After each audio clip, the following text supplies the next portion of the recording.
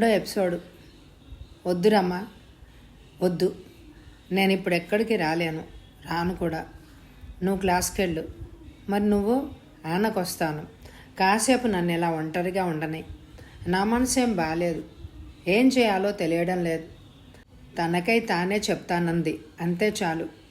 మరీ బలవంతం చేస్తే మళ్ళీ మొండిగేస్తుందేమోనని అనిపించింది. సరే అయితే అంతా చెప్తానని మాటివ్వు అంటూ చెయ్యి చాచాను. వనజ మాట్లాడకుండా చేతిలో చెయ్యేసింది. నేను లేచి తిన్నగా క్లాస్కి వెళ్ళిపోయాను. వనజ వస్తుందేమోనని ఎదురు చూశాను. ఎంతకు రాలేదు. మరో పీరియడ్ అయిపోయినా రాలేదు. వెళ్ళి చూస్తే పార్క్లో కానీ లేడీస్ రూమ్లో కానీ ఎక్కడా కనిపించలేదు. పుస్తకాలు డెస్క్ మీదే ఉన్నాయి. నేనే వాటిని ఇంటికి తీసుకుపోయాను. రెండో రోజు, మూడో రోజు, నాలుగో రోజు కూడా వనజ జాడ లేదు. నా ఆదుర్ద రోజు రోజుకు హెచ్చుతోంది. కానీ ఎటు పాలుపోక హతాశురాలనైపోతున్నాను. ఐదో రోజు కాలేజీలో నా క్లాస్మేట్ లీల కేకేసింది. ఏయ్ రమా, మాట అంటూ దగ్గరికి వెళ్ళాను. లీల తగ్గు స్వరంతో అంది, ఇది ఎప్పటి నుంచి అని. నాకేం అర్థం కాలేదు. ఏమిటి ఎప్పటి నుంచి? ఇదే ఈ ప్రేమ కలాపాలు. నాకు ఆశ్చర్యం, ఉక్రోషం కలిగించాయి. ప్రేమ కలాపాలా ఏమిటే నువ్వు అడిగేది అన్నాను. నేను కాదే వాగేది, ఇదిగో ఈ ప్రేమలేఖ. చేతిలో కవర్ చూపించింది. నాకు మరీ ఆశ్చర్యం వేసింది. ప్రేమలేఖ నాకా? ఏది ఇలాతే? ముందు హీరో ఎవరో చెప్పు అసలు. నాకు నవ్వొచ్చింది. అది ప్రేమలేఖ కాదని నా గట్టి నమ్మకం. దాన్ని ఉడికించాలని అన్నాను. అది నిజంగానే ప్రేమలేఖ అయితే ఒక్కరే రాసి ఉంటారు. ఎవరు? ఇంకెవరు? రమేష్ అని కిలకిలా నవ్వాను. లీల మొహం ఎర్రబడింది. ఏంటే, ఏం వాగుతున్నావు? మరి నాకు తెలిసినంత మటుకు మన కాలేజీలో లవ్ లెటర్స్ రాసే హీరో అతడు ఒక్కడే కదా. నీకు రాస్తాడా? అందులో కొంత అనుమానం కూడా మిళితమై ఉంది. ఏ, నీకొక్కరికే రాయాలా? రాస్తాడు. బుర్ర రామకీర్తన్ పాడిస్తే అంటోంది ఉక్రోషంతో. అలాగే చేద్దు గాని ముందు అది ఇవ్వు. నేనే చించి చూస్తానంటూ చించింది. అబ్బో, మహాభారతంలాగుందే. ఎట్లు నీ వనజ? ఓ వనజనా? వనజ రాసిన ఉత్తరం అనగానే నాకు ఎక్కడ లేని సంతోషం పుట్టుకొచ్చింది. వనజ రాసిందా? వనజాక్షి మన క్లాసులో లేదు. ఓ, ఆ ముచ్చుపిల్ల. దాంతో అసలు నీకు ఎప్పటి నుంచి స్నేహం? అదంతా ఎందుకు కానీ నీ ప్రియుడు రాసింది కాదని తేల్చుకున్నావు కదా. అది ఇలా ఇచ్చి వెళ్ళు. తీసుకో. ఆ వెధ ఉత్తరం ఎవరికి కావాలి? చదవమన్నా నేను అసలు చదవను అంటూ వెళ్ళిపోయింది. ఉత్తరం తీసి చూశాను. లీల అన్నట్టు భారతంలాగే 5-6 పేజీలు ఉందా ఉత్తరం. ఉత్తరాన్ని నోట్బుక్లో దాచుకుని ఇంటికెళ్ళి నా గదిలో గడి వేసుకొని తీరిగ్గా చదవడం ప్రారంభించాను. రమా, ఇన్నాళ్ళు నేనేమైపోయానని, ఎక్కడికి వెళ్ళిపోయానో అని ఆలోచిస్తూ ఉండి ఉంటావు కదా. నేనేమీ అయిపోలేదు, ఇక్కడే ఉన్నాను. కానీ ఇక ఉండను, వెళ్ళిపోతున్నాను. వెళ్ళిపోయే ముందు నీకు చేసిన వాగ్దానం ప్రకారం నీకు ఒక పెద్ద ఉత్తరం రాసి నాకదంతా చెప్పిపోదామో అని అనుకున్నాను. నా గోడంతా అలా వెళ్ళబుచ్చుకుంటే కాస్తైనా మనశ్శాంతి కలుగుతుందేమో అని అనుకున్నాను. కానీ క్షమించు, అలా చేయలేకపోతున్నాను. ఇన్నాళ్ళు మనసులో తర్కించుకున్నాకే నిర్ణయానికి వచ్చాను. నా జీవిత రహస్యాలు నాలోనే ఉండాలి, నాతోనే అంతమవ్వాలి. అయితే వాగ్దాన భంగం చేస్తున్నాను అని అనుకోకు. ముక్తసరిగా 3 ముక్కల్లో చెప్పేస్తాను. నేను చెప్పేదాంతో సంతృప్తి పడి తక్కిన దానికోసం ఆరా తీద్దామన్న వృధా ప్రయాస వద్దు అనేది నా ప్రార్థన. నేను ఎవరైతేనే ప్రస్తుతానికి అనాథను. వెనక అంధకారం, ముందు అగాధం. ఏమైపోతానో తెలియదు. వాసుకి నాకు ఏ సంబంధం లేదని నీతో చెప్పాను. అది అక్షరాల నిజం. కానీ వాసు ఎవరో కాదు, నా స్వయాన మేన బావ. ఒకే ఇంట్లో పుట్టి పెరిగాం. వాసు చిన్నప్పుడే వాళ్ళ నాన్న చనిపోయాడు.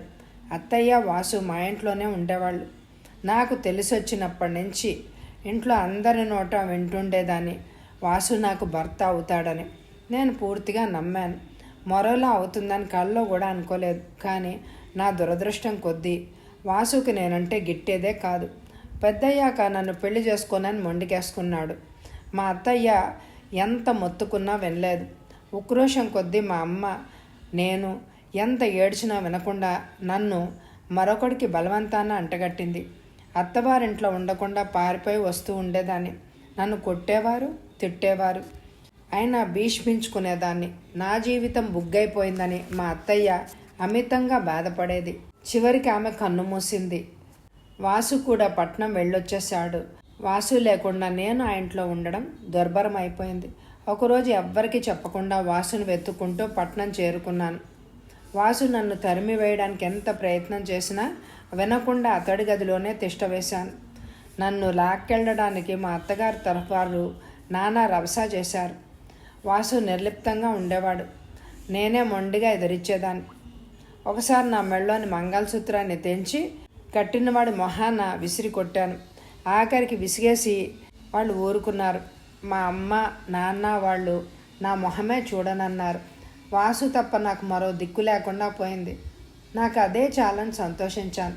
కానీ వాసు మాత్రం నన్ను వదిలించుకోవడానికి ప్రయత్నాలు చేస్తూనే ఉన్నాడు. పోనీ నాకు చదువు చెప్పి ఒక దారి చూపించు అని ప్రాధేయపడ్డాను. ఒప్పుకున్నాడు. మెట్రికులేషన్కి కట్టి పాస్ అయ్యాను. ఆ తర్వాత వాసు ఎంత వద్దన్నా వెనక కాలేజీలో చేరాను. వాసు ట్యూషన్ మీద వచ్చే 4 రాళ్ళు ఏ కోశాన సరిపోయేవి కావు. అందుకే అప్పుడప్పుడు మీలాంటి గొప్పవాళ్ల దగ్గర భిక్షాటనకు బయలుదేరేదాన్ని.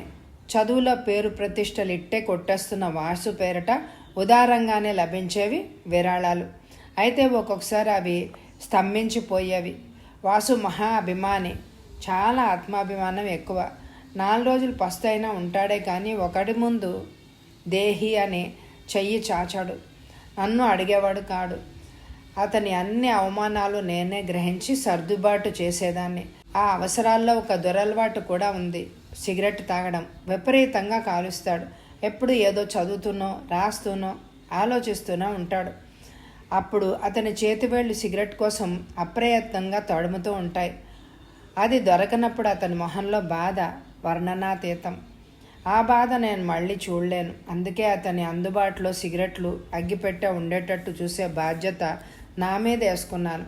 వాసుకే నా జీవితాన్ని అంకితం చేసిన నేను అతని కోసం, అతని ఉజ్వల భవిష్యత్తు కోసం ఏం చేసినా తప్పుగా భావించేదాన్నే కాదు. అలాంటివి కొన్ని చేశాను కూడా. నీతోనూ మరెవరితోనూ చెప్పకూడని పనులు. అవి నాకు భగవంతుడికి మధ్య ఉండిపోవాలి. వాసు నావాడు. అతడు కరుడుగట్టిన హృదయం ఏనాటికైనా కాస్తైనా కరగక మానదు. నాకు అందులో చోటు దొరక్కపోదు.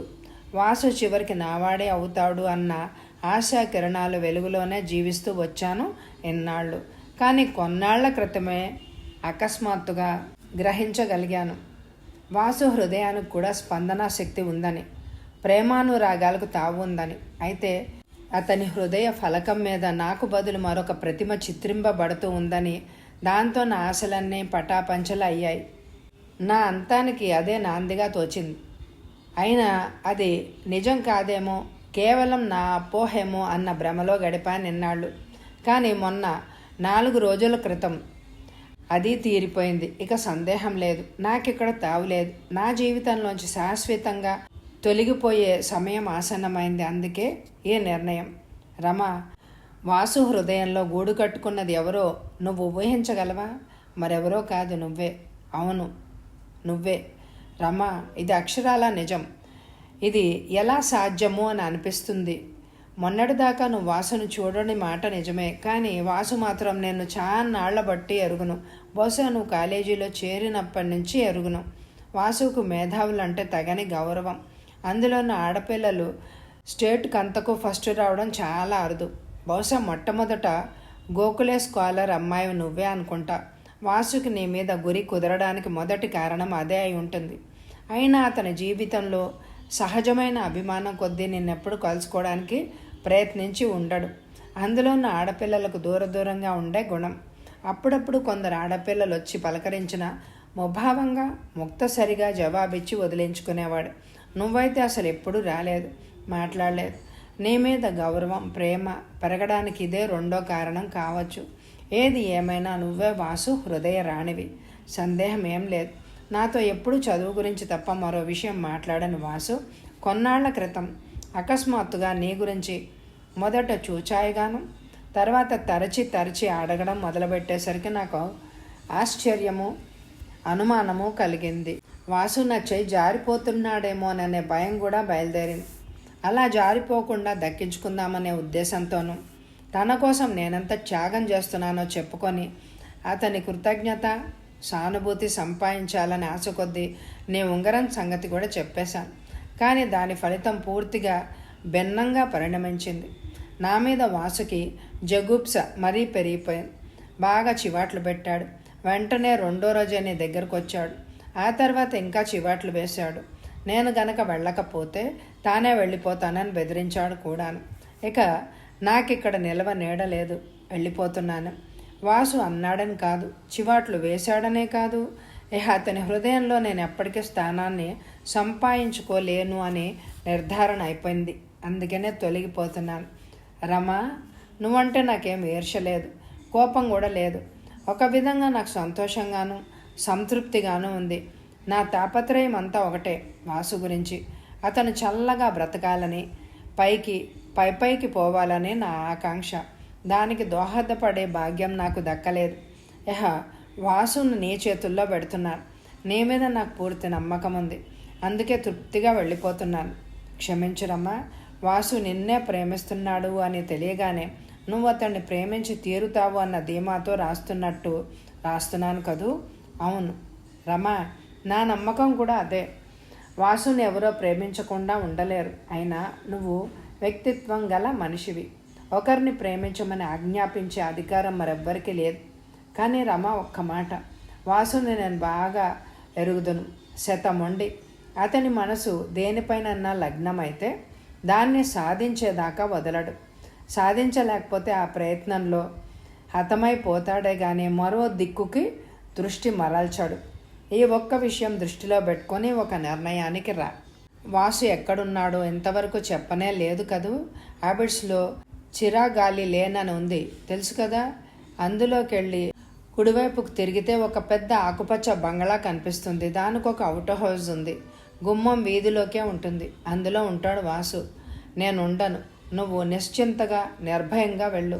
ఎంత త్వరగా వెళ్తే అంత మంచిది. వాసుకి ఆడవాళ్ల స్నేహం అయిష్టమే. అయినా ఆడ సంరక్షణ లేకుండా బ్రతకలేని అమాయకుడు. అందుకే ఈ ఆదుర్ద. వెళ్తావు కదూ. నా బాధ్యత ఇంక తీరిపోయింది. నిశ్చింతగా వెళ్ళిపోతున్నాను. నన్ను త్వరలోనే పూర్తిగా మర్చిపోమని పదే పదే ప్రార్థిస్తూ నీ వనజ. రెండో రోజే వనజ విడిచిపెట్టి వెళ్ళిపోయిన పుస్తకాలు తీసుకుని అడ్రస్ వెతుక్కుంటూ చిరాగాలి లైన్లోకి వెళ్ళాను. ఆ బంగ్లా సునాయాసంగానే కనిపించింది. అవుట్ హౌస్ కూడా కనిపించింది. తలుపులు వారగా వేసున్నాయి. సందులోని చూశాను. కింద చాప్ మీద వాసు వెల్లికిలా పడుకుని ఉన్నాడు. కళ్ళు మూతలు పడి ఉన్నాయి. తిన్నగా తలుపు తీశాను. బార్లా తెరుచుకున్నాయి, కానీ వాసు కళ్ళు తెరవలేదు. కాసేపు ఆగి మెల్లగా పిలిచాను, వాసుగారు, వాసుగారు అని. ఎవరు అంటూ కళ్ళు తెరిచి, ఓ మీరా అంటూ గాబరాగా లేచి నిల్చున్నాడు. అవును నేనే, రమణి. ఇదిగో వనజ పుస్తకాలు కాలేజీలో మర్చిపోయింది. ఓ అవా, అలా ఉంచండి. చాప మీద పెట్టేశాను. ఇద్దరం మౌనంగా నిల్చునే ఉన్నారు. కూచోరు అన్నాడు చివరికి. మరిచిపోయిన మామూలు మర్యాదలు చప్పున జ్ఞాపకం వచ్చినట్టు చుట్టూ చూశాను. క్షమించాలి, కుర్చీలు కానీ సోఫాలు కానీ లేవు అన్నాడు అదోలా నవ్వుతూ. పర్వాలేదు అంటూ చాప మీదే కూర్చున్నాను. మీరు కూర్చోండి అన్నాను. వెళ్ళి ట్రంకు పెట్టె మీద కూర్చున్నాడు. మళ్ళీ మౌనం. మిమ్మల్ని ఒకటి అడగాలని వచ్చాను అన్నాను కొద్ది క్షణాల తర్వాత. వనజ గురించేనా? నాకేమీ తెలియదు అనేశాడు గబగబా. కాదు, వనజ గురించి కాదు. అసలు వనజ గురించి నేనేమీ అడగను. మీరు చెప్పక్కర్లేదు. నా గురించే. మీ గురించా?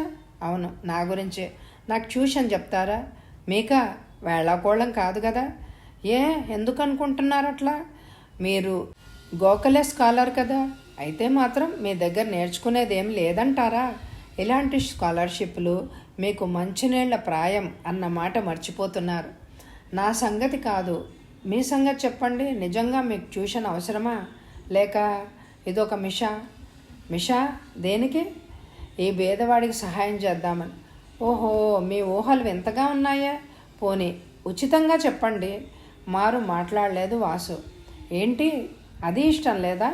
కాదు, నేను ఉచితంగా చెప్పను. కానీ తక్కిన వారి దగ్గర ఎంత తీసుకుంటానో అంతే తీసుకుంటాను. మీ ఇష్టం, మీరెంతంటే అంతే. ఎక్కువ కాదు, తక్కువ కాదు. సరేనా? నేను రోజు రాలేను. వారానికి 3 రోజులు మాత్రం రాగలను. అలాగే కానివ్వండి. ఎంతైనా ఇంకేమైనా ఉందా షరతులు? లేవు. ఎప్పటి నుంచి రమ్మంటారు? ఇవాళ సాయంత్రం నుంచే కానివ్వండి. కాదు, రేపటి నుంచి వస్తాను 5ంటికి. సరే, తప్పకుండా వస్తారు కదూ. మీకోసం ఎదురు చూస్తూ ఉంటాను. సెలవే. నమస్తే అంటూ లేచాను. నమస్తే, నేను వచ్చేసాను. అంతవరకు ట్యూషన్ సంగతి అమ్మా నాన్నలతో సంప్రదించలేదు. నాన్న నన్ను కాదనరు అన్న నమ్మకం మాత్రం ఉంది. మధ్యాహ్నం మెల్లిగా అమ్మతో అన్నాను. ఏమో బాబు, నాకు తెలియదు, మీ నాన్నగారిని అడగాలి అంది అమ్మ. రాత్రి భోజనాల దగ్గర మళ్ళీ అడిగాను. అమ్మా, నాన్నగారితో చెప్పావా? ఏమిటి? ఓ అదా, నువ్వే చెప్పరాదు. ఏమిటది అన్నారు నాన్న. మీ అమ్మాయికి ట్యూషన్ కావాలట. నాన్నగారు నమ్మలేనట్టు నాకేసి చూస్తూ అన్నారు. అమ్మా, నీకు ట్యూషన్ ఏమన్నా కావాలా? నువ్వు ఆర్ధోక్తిలో అందుకున్నాను. గోఖలే స్కాలర్ని అంటారు, అంతే కదా. కానీ నాన్న, అది హై స్కూల్, ఇది కాలేజీ. భూమి ఆకాశాలంత తేడా ఉంది. ఓకే, నీ ఇష్టం. మరి ఎవరి దగ్గర? వాసుదేవరావు గారని. మీ లెక్చరరా? కాదు, ఈ సంవత్సరం బీఎస్సీలో యూనివర్సిటీ ఫస్ట్ వచ్చాడు. ఓ, అతనా? పేరు విన్నాను. ఇప్పుడేం చేస్తున్నాడు? ఏమీ లేదు, ట్యూషన్స్ చెప్పుకుంటున్నాడు. ఏ ఎంఎస్సీలో చేరలేదా? లేదు, ఇంకా పై చదువులు చదివే స్తోమత లేదుట. అరే పాపమే. ఎంతలో అమ్మ అందుకుంది. ఆ అబ్బాయి నీకు ఎలా తెలిసే? మా కాలేజీలోనే చదువుతున్నాడు కదమ్మా. మరి ట్యూషన్ ఎక్కడా? ఇక్కడే, మన ఇంటికే వస్తాడు. వారానికి 3 రోజులు. ఏమండి, ఏమంటారు? నాన్నగారిని అడిగింది. బాగానే ఉంటుంది. ఆ అబ్బాయి చాలా తెలివిగలవాడని విన్నాను. థ్యాంక్స్ నాన్న, యు ఆర్ వెల్కమ్. 2వ రోజు కాలేజీ నుంచి రాగానే తయారై ఎదురు చూస్తూ కూర్చున్నాను. రాడేమో అన్న అనుమానం కూడా ఉంది మనసులో. కానీ సరిగ్గా 5ంటిగా వచ్చాడు.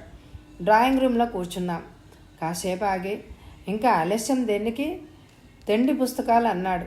ఇప్పుడే వస్తానంటూ వెళ్ళి పలహారాలు పట్టుకొచ్చాను.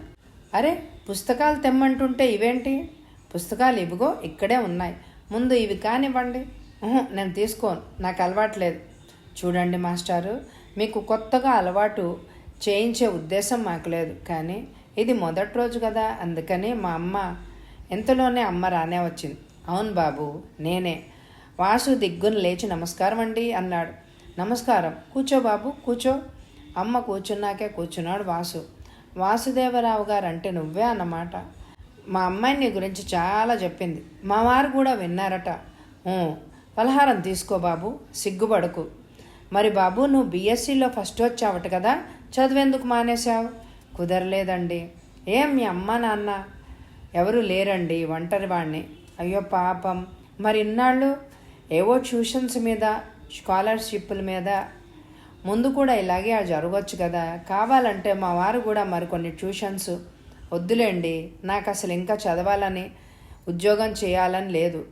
మరి ఏం చేయాలనుకుంటున్నావు? క్షణం ఆలోచించి అన్నాడు. నాకు కొంత రాయడం చేతనవును, దాన్నే ప్రధాన వ్యాపకంగా పెట్టుకోవాలి అని అనుకుంటున్నానండి. అంటే కథలు నవలలు రాస్తావా? ఇంతవరకు రాయలేదు, తలుచుకుంటే రాయగలను అని అనుకుంటున్నాను. ఏవో కొన్ని కవితలు మాత్రం రాశాను. కానీ నాకు జర్నలిజంలో ఆసక్తి ఉంది, కొంత ప్రవేశం కూడా ఉంది. అప్పుడప్పుడు పత్రికలకు రాస్తూ ఉంటాను. ఏదైనా పత్రికలో చేరాలని ఉంది. బాగుంది, కానీ వాళ్ళు ఇచ్చే జీతాలు అవి నా అవసరాలు కూడా పరిమితమేనండి. సరే బాబు, ఇక మీ చదువులు కానివ్వండి అంటూ అమ్మ వెళ్ళిపోయింది. ఇంకాస్త పలహారం తీసుకోండి మాస్టారు, అప్పుడే ముగించేశారే? చాలు, ఎంత కూడా నేను ఎప్పుడు తినలేదు. ఇక ఇవి తీస్తాలేండి. ప్లేట్లు అవి తీసేశాను. మీరు నాకు మాట ఇవ్వాలి అన్నాడు. ఇంకో షరత్ అన్నమాట. చెప్పండి. ఇది మొదటి రోజు అన్నారు కదా, పర్వాలేదు, కానీ ఇంకెప్పుడు ఈ ఫలహారాల తతంగం పెట్టుకోవద్దు. అలాగే సార్ అన్నాను చిరునవ్వుతో. ఇంక పుస్తకాలు తీయండి. ఉండండి, నా షరతు కూడా ఒకటి ఉంది. షరతా? అవును. ఏ, అన్ని షరతులు మీవేనా? ఒక్కటి కూడా కోరే భాగ్యం నాకు లేదా? అనుమానంగా అన్నాడు. ఏమిటది చెప్పండి. అదిగో అదే వద్దంటున్నాను. అంటే మీరు నన్ను అండి గిండి అని పిలవద్దు. మీరు నా గురువులు, నేను మీ శిష్యురాల్ని. నన్ను ఏకవచనంతో పిలిస్తే బాగుంటుంది. కానీ నేనెవరైతేనే మీకు శిష్యురాల్ని మాత్రం, అది మర్చిపోకండి. కొంచెంసేపు నన్ను తేరిపారా చూసి, సరే అలాగే కానివ్వండి అన్నాడు. ఇదిగోనండి పుస్తకాలు. వెంటనే పాఠాలు ప్రారంభించాడు. వారానికి 3 రోజులు తూచా తప్పకుండా వచ్చేవాడు. పాఠాలు అతి శ్రద్ధగా చెప్పేవాడు. నేనే అప్పుడప్పుడు పాఠాలను తప్పించి ఇతర విషయాల గురించి అడుగుతూ ఉండేదాన్ని.